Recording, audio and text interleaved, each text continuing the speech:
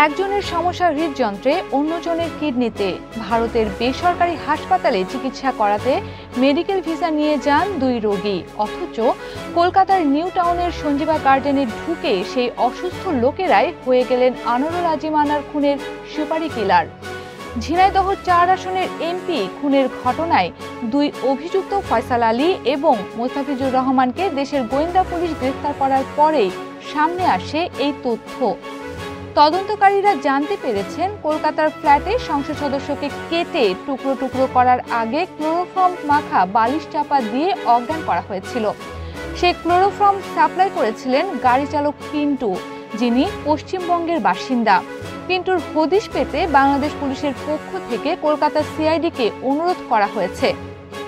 দুই দেশের গোয়েন্দাদের হাতেই উঠে আসছে একের পর এক নতুন তথ্য। খাগড়াছড়ির দুর্গম পাহাড়ের পাতালকালী মন্দিরে হানা দিয়ে মোস্তাফিজুর এবং ফয়সালকে গ্রেফতার করে। গোয়েন্দা শাখার প্রধান হারুনার রশিদ সংবাদ মাধ্যমকে বলেন, মোস্তাফিজ ও ফয়সালের সঙ্গে অন্তত ৬ মাস আগে যোগাযোগ করেন আমানুল্লাহ।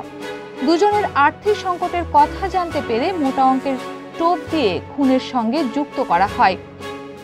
এরপর এপ্রিল মাসে মূল চক্রী ব্যবসায়ী আক্তার উদ্দিন শহীদ তার বসুন্ধরার ফ্ল্যাটে দুজনকে বেশ কিছুদিন রেখে দেন।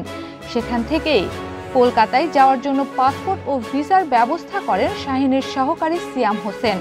ফয়সালের হৃদযন্ত্র ও মোস্তাফিজের কিডনি রোগের কথা বলে ভুয়ো নথি জমা দিয়ে মেডিকেল ভিসা নেওয়া হয়। পরে বাংলাদেশ থেকে রেলপথে কলকাতায় যায়। ২ মে কলকাতায় গিয়ে প্রথমে নিউ মার্কেটের হোটেলে ও পরে সঞ্জীবা গার্ডেনে যান মোস্তাফিজ ও ফয়সাল।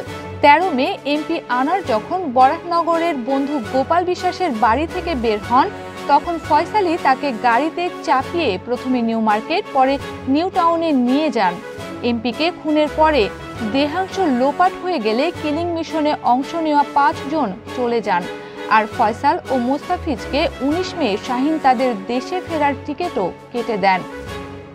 Happy Rahman, Padma news.